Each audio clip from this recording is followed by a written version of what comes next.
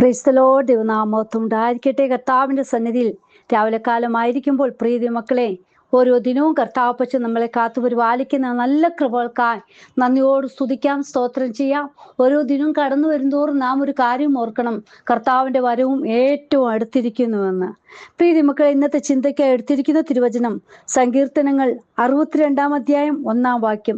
എൻ്റെ ഉള്ളം ദൈവത്തെ നോക്കി മൗനമായിരിക്കുന്നു, എൻ്റെ രക്ഷ അവങ്കൽ നിന്ന് വരുന്നു.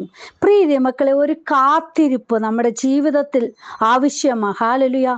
നോക്കൂ, എൻ്റെ ഉള്ളം ദൈവത്തെ നോക്കി മൗനമായിരിക്കുന്നു. ഹല്ലേലൂയ.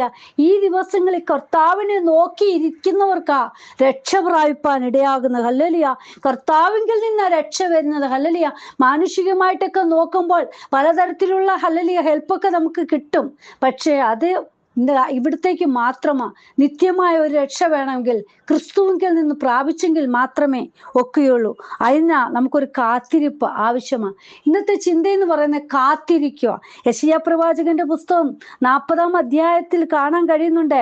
30-31 വാക്യത്തിൽ ദൈവത്തെ കാത്തിരിക്കുന്നു. ഹല്ലേലൂയ. ബാലിക്കാർ ക്ഷീണിച്ച് തളർന്നു പോകും, യൗവനക്കാരും ഇടറി വീഴും. എങ്കിലും യഹോവയെ കാത്തിരിക്കുന്നവർ ശക്തിയെ പുതുക്കും. അവർ കഴുകന്മാരെ പോലെ ചിറകടിച്ചു കയറും. അവർ തളർന്നു പോകാതെ ഓടുകയും ക്ഷീണിച്ചു പോകാതെ നടക്കുകയും ചെയ്യും. പ്രിയ മക്കളെ നോക്കൂ, ഹല്ലേലൂയ. പലപ്പോഴും ബാലിക്കാരും യൗവനക്കാരും ക്ഷീണിതരും ഇടറിയൊക്കെ വീഴുമ്പോഴും ഒന്നും മുന്നോട്ട് പോകാൻ കഴിയാതിരിക്കുമ്പോൾ ഈ ദിവസങ്ങൾ നാം കാണുന്നതും അറിയുന്നതും ഇതുപോലെയാ. യൗവനക്കാരിടയിൽ നടക്കുന്ന ഹല്ലേലൂയ പാപപ്രവൃത്തികൾ എന്തും കാണുവാൻ മടിക്കാതെ ഹല്ലേലൂയ അവരൊക്കെ ഓരോന്ന് കാണിച്ചു കൂട്ടുമ്പോൾ, പക്ഷേ ഒരു വാക്കിവിടെ പറയുന്നുണ്ടല്ലോ, ഹല്ലേലൂയ, ഇവരെല്ലാം ഇടറി വീണാലും യഹോവയെ കാത്തിരിക്കുന്ന ജീവിതങ്ങൾക്ക് ശക്തിയെ പുതുക്കുവാൻ ഇടയായിത്തീരും. ഹല്ലേലൂയ.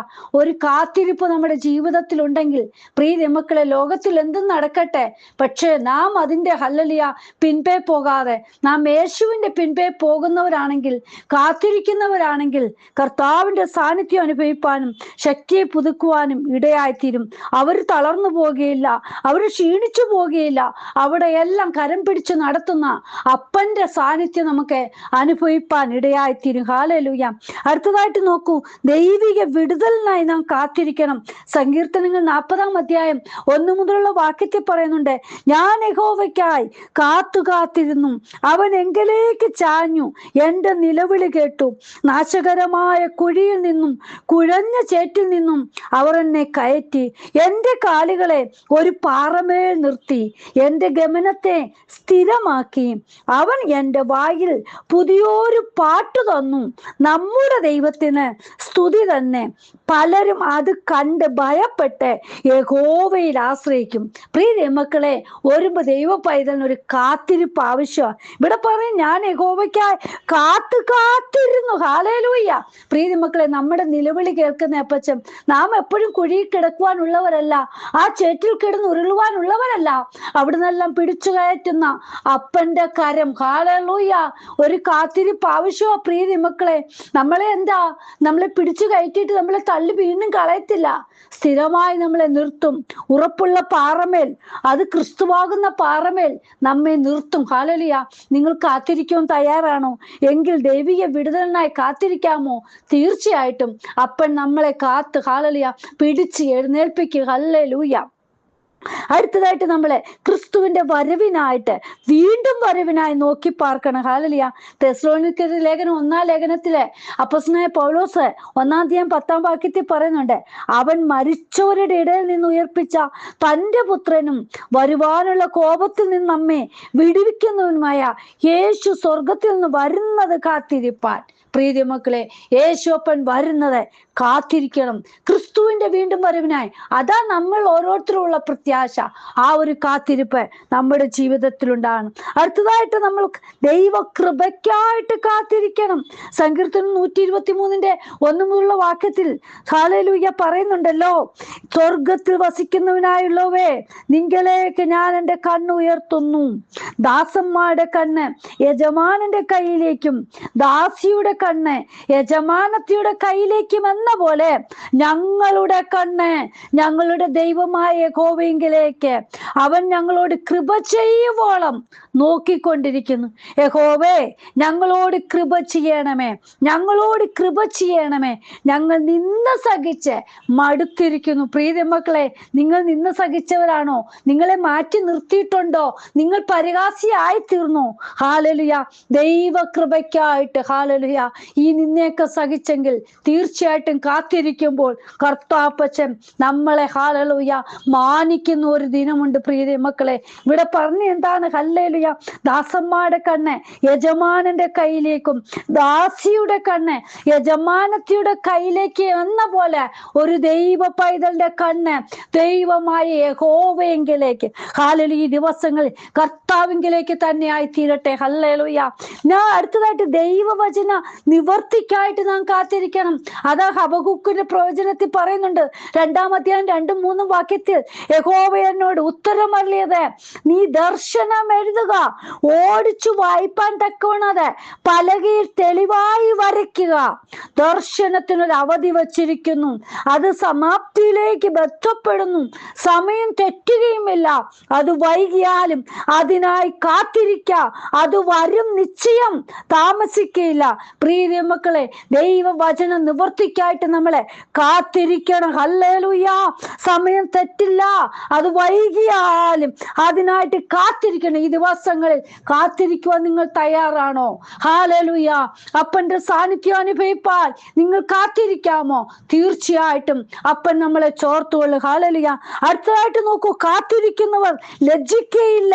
അതായത് സങ്കീർത്തനം 25:3 പറയുന്നുണ്ട്, നിന്നെ കാത്തിരിക്കുന്ന ഒരുത്തനും ലജ്ജിച്ചു പോകുകയില്ല, പക്ഷേ വെറുതെ ദ്രോഹിക്കുന്നവർ ലജ്ജിച്ചു പോകും. ഹല്ലേലൂയ.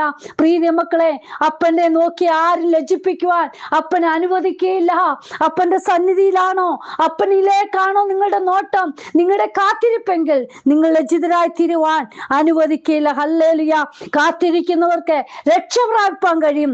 25-ാം യെശയ്യാ പ്രവചനന്റെ പുസ്തകം 9-ാം വാക്യത്തിൽ പറയുന്നുണ്ട്, അന്നാളിൽ ഇതാ നമ്മുടെ ദൈവം, അവനെ എത്ര നാം കാത്തിരിക്കുന്നത്, അവൻ നമ്മെ രക്ഷിക്കും, അവൻ തന്നെ യഹോവ, അവനെ എത്ര നാം കാത്തിരുന്നത്, അവന്റെ രക്ഷയിൽ നമുക്ക് ആനന്ദിച്ച് സന്തോഷിക്കാം എന്ന് അവർ പറയും. പ്രിയ മക്കളെ, യഹോവയെങ്കിലേക്ക് നോക്കുന്നവരെ, കാത്തിരിക്കുന്നവർക്ക് ലജ്ജിക്കാതെ നിൽക്കുവാൻ രക്ഷ പ്രാപിപ്പാൻ കഴിയും. ഹല്ലേലൂയ. നോക്കൂ, കാത്തിരിക്കുന്നവർ ഭാഗ്യവാന്മാരെന്ന് യെശയ്യാ പ്രവാചകന്റെ പുസ്തകം 30-ാം അധ്യായം 18-ാം വാക്യത്തിൽ പറയുന്നുണ്ട്. അതുകൊണ്ട് യഹോവ നിങ്ങളോട് കൃപ കാണിപ്പാൻ താമസിക്കുന്നു, അതുകൊണ്ട് അവൻ നിങ്ങളോട് കരുണ കാണിക്കാതെ വണ്ണം ഉയർന്നിരിക്കുന്നു. യഹോവ ന്യായത്തിന്റെ ദൈവമല്ലോ, അവനായി കാത്തിരിക്കുന്നവരൊക്കെയും ഭാഗ്യവാന്മാർ. പ്രിയ മക്കളെ, നമ്മളൊന്ന് താമസിക്കല്ലേ, നമ്മളൊന്ന് കാത്തിരിക്കണേ. ഞാനിനി എനിക്ക് ഒക്കത്തില്ല എന്നൊക്കെ പറഞ്ഞ് മാറിപ്പോല്ലേ. അല്പസമയം അപ്പന്റെ വരവിനായിട്ട് അപ്പനെ ഒന്ന് നോക്കി പാർക്കാമോ? അപ്പന്റെ മുഖത്തേക്കൊന്ന് നോക്കാമോ? ഹല്ലേലൂയ. ലജ്ജിക്കാതെ വിടുന്ന അപ്പനാ നമുക്ക് ഭാഗ്യാവസ്ഥ അനുഭവിപ്പാൻ ഇടയായിത്തീരും. കർത്താപ്പച്ചന് വേണ്ടി നമ്മൾക്കൊന്ന് കാത്തിരിക്കാം. നിങ്ങൾ ഹല്ലേലൂയ പിറുപിറുക്കുന്നവരായി തീരല്ലേ. യേശുപ്പന്റെ വരവ് ഏറ്റവും അടുത്തിരിക്കുന്നു. പ്രിയ മക്കളെ, പല സംഭവങ്ങളും പലയിടങ്ങളിൽ കാണുമ്പോൾ, കേൾക്കുമ്പോൾ, അറിയുമ്പോൾ, മനസ്സിലാകുമ്പോൾ അപ്പന്റെ വരവ് ഏറ്റവും അടുത്തിരിക്കുന്നു എന്ന് നാം വിചാരിക്കണം. നമ്മുടെ അപ്പന്റെ വരവ് ഏറ്റവും അടുത്തിരിക്കുന്നു. ഹല്ലേലൂയ. കരങ്ങളിലേക്ക് നമുക്ക് സമർപ്പിക്കാം. നിങ്ങൾ കാത്തിരിക്കുവാൻ തയ്യാറാണോ? അപ്പന്റെ വരവിനെ നോക്കിയിരിപ്പാൻ തയ്യാറാണോ? എങ്കിൽ അവരെ കൈവിടാത്ത അപ്പന്റെ കരം നമ്മോട് കൂടെയിരിക്കും. എൻ്റെ ഉള്ളം ദൈവത്തെ നോക്കി മൗനമായിരിക്കുന്നു, എൻ്റെ രക്ഷ അവങ്കൽ നിന്ന് വരുന്നു. പ്രിയ മക്കളെ, നമുക്ക് അപ്പന്റെ കരങ്ങളിൽ സമർപ്പിക്കാം. കർത്താവേ, എന്ന് വചനം കേൾക്കുന്ന ഓരോ മക്കളെ, കാത്തിരിക്കുന്നവർക്ക് ശക്തിയെ പുതുക്കി എഴുന്നേൽക്കുവാൻ ദൈവം സഹായിക്കുന്ന ക്ഷീണിതരായി തീരുവാനല്ലപ്പ, ഈ ദിവസങ്ങളിൽ ശക്തി പുതുക്കി എഴുന്നേൽക്കുവാൻ ഓരോരുത്തരെയും സഹായിക്കണമേ. കാത്തിരിപ്പിനൊരു മറുപടിയുണ്ട്. ഹല്ലേലൂയ. ലജ്ജിക്കാതെ ഹല്ലേലൂയ നിർത്തുന്ന അപ്പനാ, കരങ്ങളിൽ സമർപ്പിക്കുന്ന അപ്പ, ഓരോ മക്കളെയും അനുഗ്രഹിക്കണം, കൃപയിൽ നിർത്തണേ അപ്പ. ലജ്ജിക്കാതെ നിൽക്കുവാൻ, അപ്പന്റെ സാന്നിധ്യം അനുഭവിപ്പാൻ, ആ വരവെങ്കിൽ അപ്പനോട് ഒത്തൊരുമിച്ചായി തീരുവാൻ എല്ലാവരെയും സഹായിക്കണം. കരങ്ങളിൽ സമർപ്പിക്കുന്നു. പ്രാർത്ഥന കേട്ടതിനായി സ്തോത്രം, യേശുവിൻ നാമത്തിൽ തന്നെ. ആമേൻ. God bless you all. ബിനുവജു, മുംബൈ. ഹല്ലേലൂയ. സ്തോത്രം. പ്രിയ മക്കളെ, നമുക്ക് കാത്തിരിക്കാം. ദൈവസന്നിധി നമ്മെ തന്നെ സമർപ്പിക്കാം. അപ്പൻ നമ്മളെ പരിപാലിക്കും. സ്തോത്രം, സ്തോത്രം.